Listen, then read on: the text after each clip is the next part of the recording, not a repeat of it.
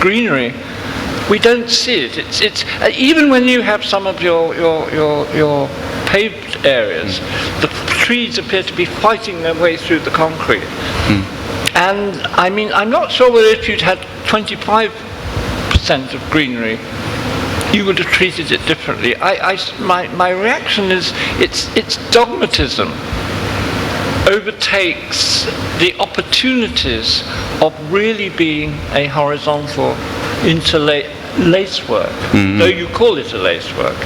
I want it to be more, when I say humane, that sounds soft, but I think you know what I mean. It's look at it. It's still the big. It's like the old Kharkov factory in Russia in 1920, which has powerful and does this thing, but it doesn't go architecturally that further than the Kharkov factory, actually. Yeah, I mean, I think one of the key challenges was just the sheer scale of the project. It's 170,000 square meters. So we did keep the geometry systematic, and I think there would have been opportunity to have a more free layout, a free feeling for more openness. But I think at the same time, we were already worried with this scheme that overall it might look very, very present, that the massing is also kind of very, very present and almost chaotic. From certain views, if you look at it from the air, it's quite chaotic. I think when you're in the courtyards, they're quite generous and the spaces are open. But is the chaos the product of a refusal to vary? In other words, what would have happened if one of your blocks had been much greener than the next one? People would, and I dig out an old term, identity. I don't mean the identity of every window, every balcony kind of identity, but identity to the block. I think that in previous generations, maybe if we go back almost 100 years, the generic block was nonetheless interpreted by something funny happening on the corner, or there being a difference in height, though the generic layouts were actually formulaic. If I may say something, I mean, we actually shared your concerns, exactly your same concerns when we first saw the scheme with OMA and Ola Shereen. When the first scheme came out, we were very excited by the design itself, but we were also concerned about how it's going to blend in, and the blocks themselves are being so regulars, and about the greenery. Okay, our main brief actually is that our main concern is ultimately this is going to be a home, a residence. People has to live in it, so the scale of it has to meet the people's needs at the end of the day. And this thing about the hardness of the spaces, that was also our main concern. That was why, if you can look at the overall plan, we actually came down and you noticed that only the central part that you saw the picture had a lot of hard spaces, and the plants actually poking out. That was actually the main part that goes through it, that actually has a lot of hardscape. This was actually in a way to allow people to navigate, but you can see the surrounding, the perimeters, and the subsequent courtyards, the one on the bottom right, and then the one on the top right, they're all actually a lot of green in it. And we actually spent a lot of greening on the plants itself. This is actually one of the courtyards, which is not the main thoroughfare. But I just want to come back because I don't want to miss the point. I mean, it will eventually be greener, but touching a little bit of the interlace, I got a taxi, I went to go see the project, and I was really, really surprised that you cannot get in anywhere. So you guys are talking about you're producing more green area, you're improving the quality of life, but it doesn't improve the quality of life for the surrounding, because it doesn't, I mean, it's not interlacing to the outside. And I think you guys are a very strong office that should have been able to negotiate with the client, maybe leaving a public area that also really connects to the park that's in front, or another sensation of what does the building do to the community? What do you think your project does to its surroundings? I think that's a good question, no? I mean, a lot of the residents who are living there, the National University is close by. There's the One North kind of tech area. So a lot of the residents actually do live around there and work around there.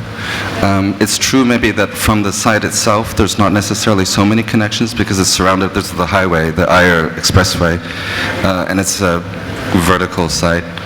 and it is mainly for the residents only. So it's true, the entry-exit to the thing is controlled for residents only. I think there was a talk about having to link the greenery of this site to the elevated walkways in the park, but it is bounded kind of on all sides by roads. But let me ask, just following on that, I went to see it. I mean, it's very impressive, but I wondered just what sort of, I mean, we keep worrying about what kind of communities what we're creating. Is this just a resort community?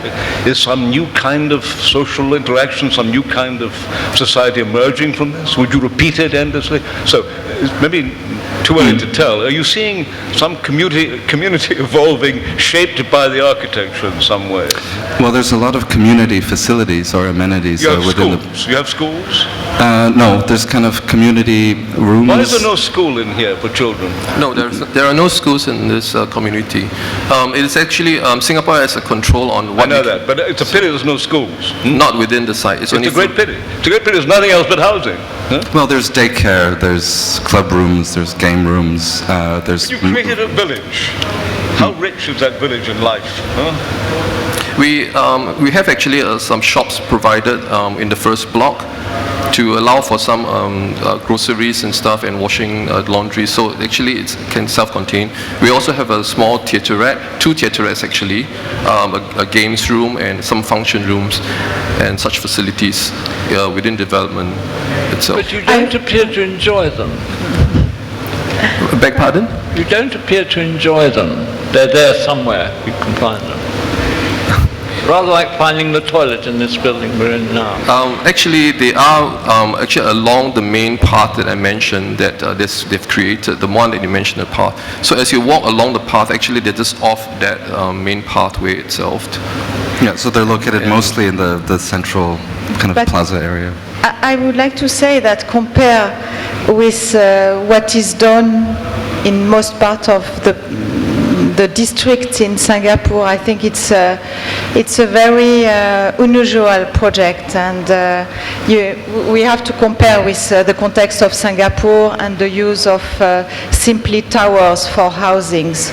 So I think when you put that in the global context of Singapore, it's a very unexpected project, and the way to create the tower in a horizontal way, and this grid is really beautiful. I just have a question on the public space, I mean for the inhabitants. Do you have thought about the possibility for some public spaces to be on the top of some terraces, or all the terraces are private? I mean, the project is organized so that I have the feeling that all the public spaces are on the ground floor, and nobody can jump on the terraces. Yeah, you can see the kind of between the blocks, this view down to the intermediate terrace. All the ones that are on the elevated blocks on these intermediate between blocks are shared in public. Okay. So you can see from here, we actually have Sky Gardens on the level 7 and level 13. And that is actually accessible to anyone who lives within this community. So you have a sort of progression between the public and the private spaces. Yes.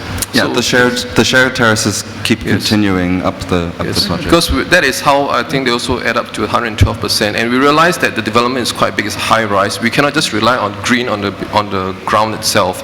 So that's why we have all these sky terraces on the upper levels.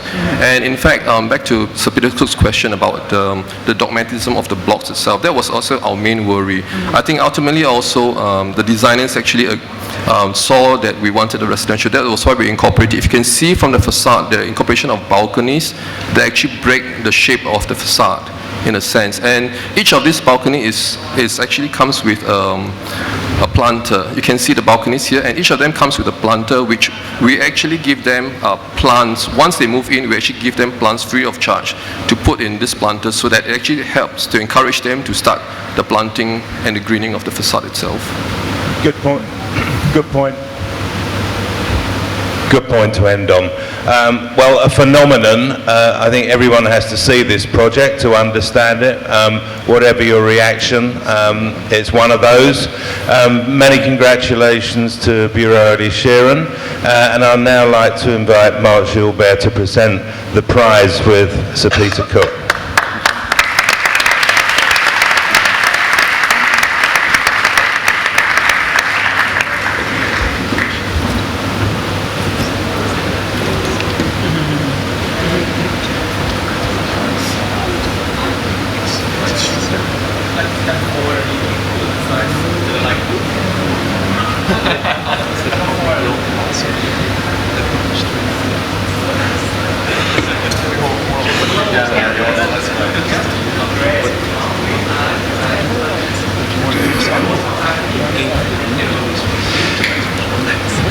thank you very much. And we're now moving on to the winner of the shopping category. The architects of the Oval Partnership. The project is in Chengdu. It's the Sino Ocean project. So please welcome the Oval Partnership.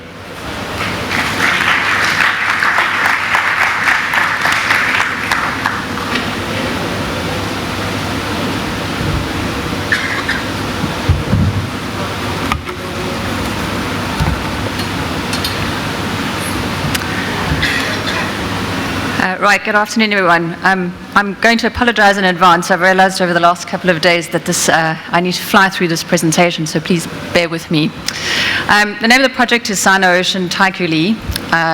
It's located in the city center of Chengdu.